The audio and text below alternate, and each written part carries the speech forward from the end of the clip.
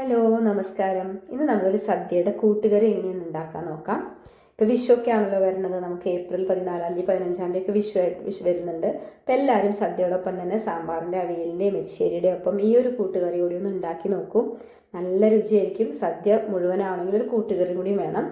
അതിനുവേണ്ടി നമുക്ക് കൂട്ടുകറി എങ്ങനെ ഉണ്ടാക്കാൻ നോക്കാം. ആദ്യം തന്നെ ഞാനൊരു 200 ഗ്രാം ചേനയും ഒരു ചെറിയ നേന്ത്രക്കായും കൂടി സ്ക്വയർ പീസാക്കി കട്ട് ചെയ്ത് വെച്ചിട്ടുണ്ട്.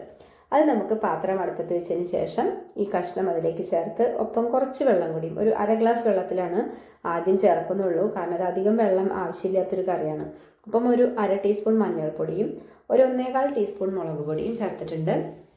പിന്നെ ഇതിൻ്റെ കൂടെ ചേർക്കേണ്ടത് കുരുമുളക് പൊടിയാണ്. കുരുമുളക് പൊടിയുടെ രുചിയാണ് കൂടുതൽ ഉണ്ടാവുക, എരിവാണ് കൂടുതൽ ഉണ്ടാവുക.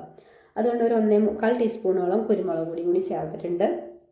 നല്ലപോലെ ഉപ്പും ചേർത്ത് ആവശ്യത്തിന് ഉപ്പും ചേർത്ത് ഒന്ന് നല്ലപോലെ ഇളക്കി യോജിപ്പിച്ചതിന് ശേഷം ഒന്ന് അടച്ച് വെച്ചൊന്ന് വേവിക്കാം. അതിനുശേഷം കഷ്ണം വെന്ത് വരുന്നതിനിടയ്ക്ക് നമുക്കൊന്ന് അരപ്പ് ചേർക്കാനുണ്ട്. ഞാനൊരു അരമുറി തേങ്ങ എടുത്തിട്ടുണ്ട്. അതിൻ്റെ 1/4 ഭാഗം ഒന്ന് അരയ്ക്കുകയാണ്. അതിനോടൊപ്പം ഒരു 1/4 ടീസ്പൂൺ ജീരകം കൂടി ചേർത്തിട്ട് നമുക്കത് അരച്ച് വെക്കണം. ഒപ്പം തന്നെ ഇതിനോട് കൂടെ കൂട്ടുകറിയിൽ ചേർക്കാനായിട്ട് കടലയാണല്ലോ വേണ്ടത്. ചിലർക്ക് ഗ്രീൻ പീസാണ് ഇഷ്ടമുണ്ടെങ്കിൽ ഗ്രീൻ പീസും ഇതുപോലെ വേവിച്ച് വെക്കാം. ഇപ്പം ഞാനിവിടെ കടലയാണ് വേവിച്ച് വെച്ചിരിക്കുന്നത്. നല്ലപോലെ വെന്ത് കിട്ടിയിട്ടുണ്ട്. ആ കടല ഒന്ന് ചെറുതായിട്ടൊന്ന് ഉപ്പ് ചേർത്തിട്ടൊന്ന് വേവിച്ചതാണ്.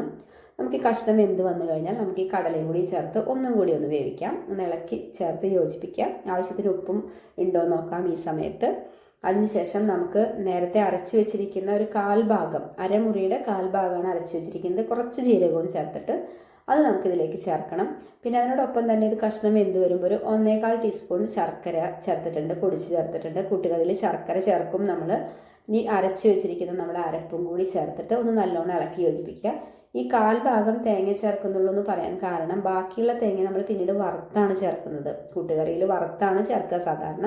അപ്പോൾ ഇത് നല്ലപോലെ ഒന്ന് അരപ്പൊന്ന് പിടിച്ചു കഴിഞ്ഞ് കഴിഞ്ഞാൽ നമുക്ക് പാത്രം അടുപ്പത്ത് വെച്ച് ചൂടായി കഴിഞ്ഞാൽ നമുക്കിതിലേക്ക് വറക്കാൻ ആവശ്യമായ സാധനങ്ങളുണ്ട്. ഞാനിവിടെ 3 ടേബിൾ സ്പൂൺ ഉഴുന്നുപരിപ്പ് എടുത്തിട്ടുണ്ട്. ഉഴുന്നുപരിപ്പ് നല്ലോണം വറക്കണം. അതുപോലെ തന്നെ ഉഴുന്നുപരിപ്പ് ആദ്യം വറുത്ത് വെക്കണമെങ്കിൽ നിങ്ങൾക്ക് അങ്ങനെ വെക്കാം. ഞാനിപ്പോൾ തേങ്ങയുടെ കൂടെ തന്നെ വറക്കുന്നത്. ഉഴുന്നുപരിപ്പ് ഒന്ന് ചൂടായി ചുമന്ന കളറായി വരുമ്പോൾ നമുക്കൊരു 1/4 ടീസ്പൂൺ ജീരകം കൂടി ചേർത്ത് അത് നല്ലപോലെ ഒന്ന് ചുമക്കണ കളറാവുന്ന സമയത്ത് നമ്മുടെ തേങ്ങയും കൂടി ചേർക്കാം. ഇപ്പോൾ കണ്ടോ കളറ് മാറിയിട്ടുണ്ട് ഉഴുന്നുപരിപ്പിൻ്റെ. അപ്പോൾ നമ്മൾ തേങ്ങയും കൂടി ചേർത്ത് രണ്ടും കൂടി നല്ലപോലെ വറുത്തെടുക്കണം. നമ്മൾ സാമ്പാറിനൊക്കെ വറുത്തരയ്ക്കുന്ന ആ പരുവമല്ല, അതിനേക്കാൾ ഒന്നും കൂടി കളറ് കുറച്ചുകൂടി കൂടുതൽ വേണം. എന്നാൽ കരിഞ്ഞു പോകാനും പാടില്ല. അതുപോലെ ചേർക്കണം. നല്ലപോലെ ഒന്ന് വറുത്ത് യോജിപ്പിച്ച് നല്ലോണം വറുത്തതിന് ശേഷം കളർ ചേഞ്ച് ആയി കഴിയുമ്പോൾ നമുക്ക് നമ്മുടെ കൂട്ടുകറിയിൽ ഇത് ചേർക്കാനുള്ളതാണ്. ഇത് മാത്രമേ ഉള്ളൂ, നമുക്ക് വേറെ വറുത്തിടാനൊന്നുമില്ല. കാരണം കൂട്ടുകറിയിൽ വറുത്തിടലൊന്നുമില്ല സാധാരണ. അപ്പോൾ അതുകൊണ്ട് ഇത് നമ്മൾ വറുത്തിട്ട ഈ തേങ്ങയും ഉഴുന്നുപരിപ്പും കൂടി ചേർത്ത് കഴിഞ്ഞാൽ നമുക്ക് കൂട്ടുകറി റെഡി ആയിട്ടുണ്ട്. ഞാൻ കറിവേപ്പില ചേർത്ത് അരയ്ക്കാൻ വിട്ടുപോയി. കറിവേപ്പില നിങ്ങൾക്ക് പിന്നെ ഇടയ്ക്ക് വേണമെങ്കിൽ ചേർക്കാവുന്നതാണ്.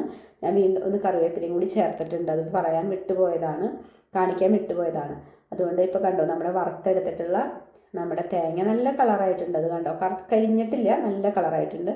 നല്ലപോലെ ഇളക്കി യോജിപ്പിച്ചാൽ നമ്മുടെ കൂട്ടുകറി സദ്യയുടെ റെഡി ആയിട്ടുണ്ട്.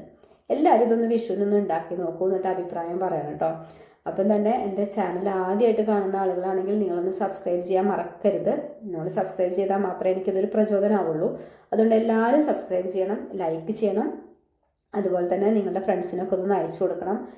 അപ്പോൾ എല്ലാവരും ഈ വിഷുവിന് ഇതൊരു പ്രധാനപ്പെട്ട ഒരു ഐറ്റം ആക്കിയിട്ടൊന്ന് ഉണ്ടാക്കി തന്നെ നോക്കിയിട്ട് അഭിപ്രായം എൻ്റെ കമൻറ്റ് ബോക്സിൽ വന്ന് പറയാൻ എല്ലാവരോടും പറയണം. Okay, thank you for watching Rithu's Ruchi world.